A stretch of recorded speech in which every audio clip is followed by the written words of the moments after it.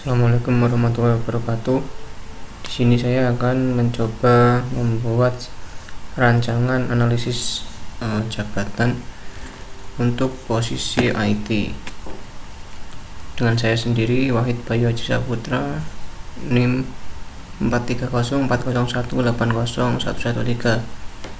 Video ini dibuat untuk memenuhi tugas ujian akhir semester di mata kuliah analisis jabatan. Rincian tugas seorang IT. Yang pertama, membuat rancangan kerja dalam ruang lingkup teknologi dan informasi. Kemudian yang kedua, memastikan kelancaran fasilitas basis teknologi dan informasi dalam operasional kerja. Artinya, selalu memastikan kelancaran fasilitas yang ada atau yang diberikan perusahaan setiap harinya. Kemudian yang ketiga, melakukan analisis kebocoran informasi. Tugas seorang IT tidak lain untuk maksudnya di bagian computing gitu ya. Jadi tugas seorang IT yaitu selalu memonitor apakah ada kebocoran informasi dari perusahaan ataupun tidak, seperti itu. Kemudian yang keempat, melakukan perbaikan kerusakan pada sistem informasi. Bila suatu kebocoran itu terjadi, maka yang harus dilakukan adalah memperbaiki kerusakan pada sistem informasi tersebut. Kemudian yang kelima, mengembangkan potensi teknologi yang dimiliki perusahaan. Oke, misal di perkembangan zaman yang semakin pesat ini, semua tentu semakin modern. Untuk itu, teknologi yang ada di dalam perusahaan sangat penting sekali untuk terus dikembangkan. Salah satu tugas IT yaitu seperti itu, mengembangkan potensi teknologi yang dimiliki perusahaan, minimal yang dimiliki. Kemudian yang keenam adalah membuat laporan maintenance. Jadi selanjutnya, membuat laporan maintenance ini misalkan seorang IT melakukan perbaikan di dalam perusahaan, semua itu harus dilaporkan kepada atasan, seperti itu ya. Jadi tugasnya juga membuat laporan. Yang selanjutnya yaitu memberikan training dan development mengenai teknologi dan informasi kepada karyawan. Nah, tidak lain dan tidak bukan, semua fasilitas yang ada di perusahaan merupakan atau ditujukan atau digunakan untuk karyawan yang ada di perusahaan. Nah, tugas seorang IT setelah mereka mempelajari tentang teknologi terbaru, tentu kemudian mereka akan menginformasikannya kepada karyawan.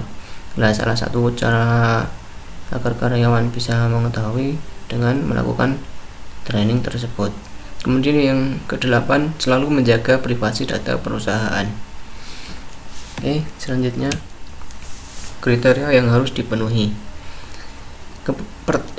Untuk menjadi seorang IT, kriteria yang harus dipenuhi atau yang harus dimiliki oleh seseorang untuk menjadi IT yaitu yang pertama, paham dan bisa menguasai sistem komputer. Maksudnya, setiap di perusahaan pasti ada perangkat-perangkat komputer seperti itu ya.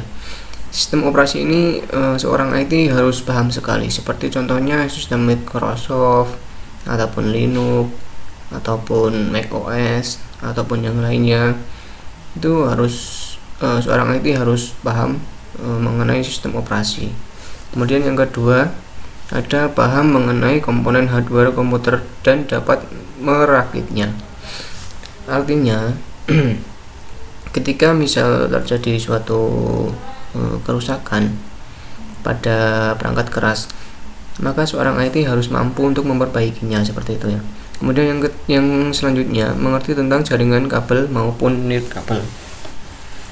Artinya dalam setiap komputer server pasti di komputer klien, maksudnya di komputer seperti komputer punya staff pasti ada satu komputer yang menjadi komputer server. Nah, ini yang dinamakan jaringan kabel. Kemudian jaringan kabel itu jaringan yang seperti contohnya jaringan WiFi dan yang lainnya, seperti itu ya. Kemudian selanjutnya ada bisa melakukan programming dengan lebih dari satu jenis software.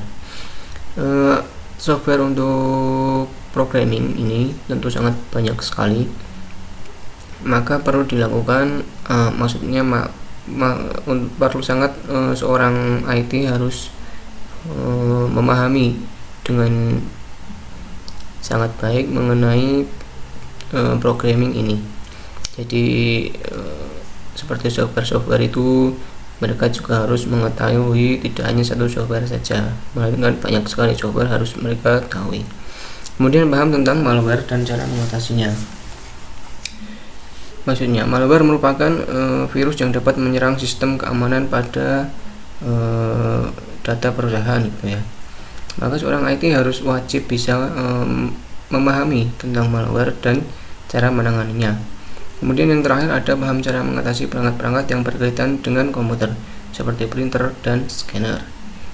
Ini tentu seorang IT juga harus mengetahui tentang cara-cara perbaikan seperti komputer setiap berapa ribu kali print harus di reset seperti itu ya, scanner juga begitu. Dan selanjutnya kedudukan seorang IT dalam perusahaan. Jadi kedudukan seorang IT itu berada di bawah kepala direktur. Kepala direktur, di bawahnya ada kepala IT. Kemudian di dalam satu ruang lingkup IT itu terbagi menjadi beberapa IT seperti IT strategi, IT development, IT networking, dan IT yang lainnya. Seperti itu. Mungkin itu saja yang bisa saya sampaikan. Kurang dan lebihnya saya mohon maaf. Terima kasih. Wassalamualaikum warahmatullahi wabarakatuh.